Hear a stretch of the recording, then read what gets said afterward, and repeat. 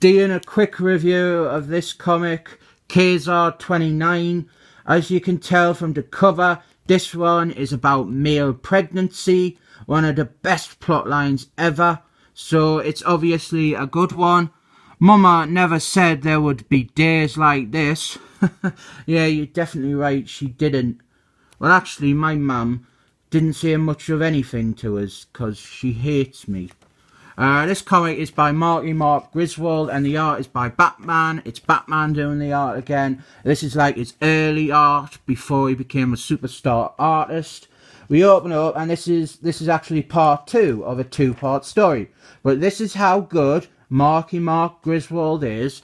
The first caption, the first writing in the whole comic, actually completely fills you in on the story. For the past day, the cosmic-powered woman, known only as her, has been traversing the earth, selecting superhuman males to become her mates, and attaching cocoons containing her genetic material to their bodies. That's great, that's perfect, that sums everything up, everything I need to know there. This character, this is her, but I'm actually going to call her Kismet. She was actually in Guardians of the Galaxy 2, where she was played by a giant Oscar statue. Kismet, she's impregnating the men with, hold on, I'll have to find it later in the comic, here. With this thing here, it's like a little growth on their back, and my only criticism of the comic, my only negative point is that it should have been shown on the first page or the second page. They talk about it lots, but they don't actually show it until quite late on. Also, the cover here, it's obviously symbolic. To start off, we have got Quasar and Superman. They have caught Kismet, but Ace of Spades shows up. And Ace of Spades, he is madly in love with the beautiful bald lady, Moongarden. We'll see her later on in the comic, so look forward to that. She is always great to see. Quasar and Superman, they are both pregnant, and Moongarden, she's actually in love with Quasar, and she wants to cure him of the pregnancy. So she's got Ace of Spades to attack Kismet to find a cure. So Quasar ends up fighting Ace of Spades, but when they're fighting, what happens is Kismet, she manages to escape and fly away.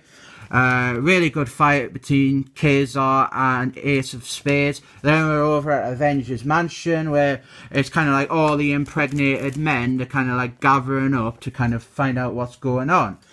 We have got, this is Wonder Man, that is Wonder Woman when she transitioned, and this is Hercules Man. Really funny comedy here with Hercules Man, actually, really funny. Then Superman shows up at Avengers Mansion, and then we finally get around to the beautiful bald lady, Moongarden. Honestly, she is amazing. I love her. She's beautiful, actually properly beautiful. I really fancy her. I'm a bit like Ace of Spades, actually. I'd worship her night and day as well. Well, maybe not night. I'd probably be sleeping then, but definitely during the day. Moongarden, she gets into a fight with Kismet, and it's a good fight. She's like demanding a cure for Quasar. Even the dialogue, sometimes that is a problem when characters are being really verbose during a fight. But this stuff is great. Like Kismet says, "Oh, do your worst," and Moongarden, the beautiful Moongarden, she goes, "I have no worst."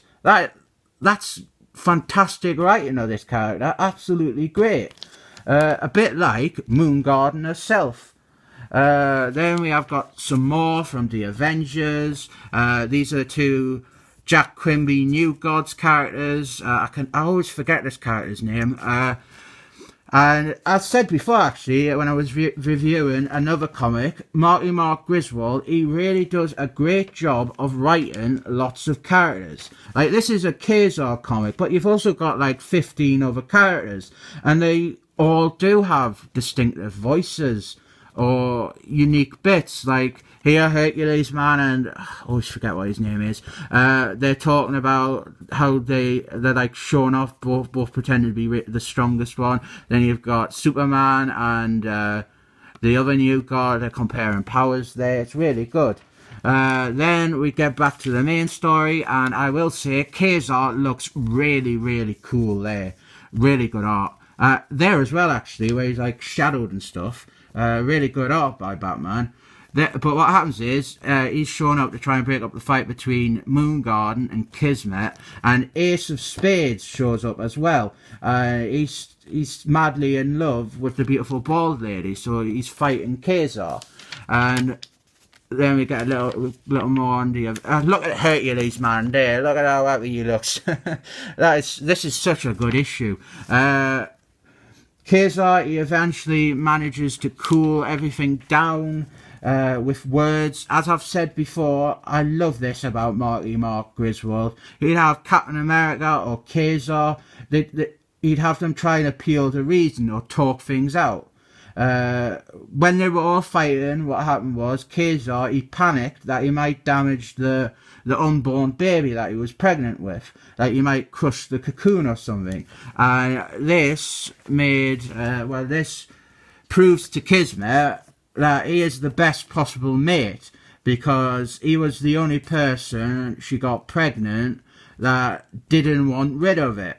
So now Kismet is really after his bones too.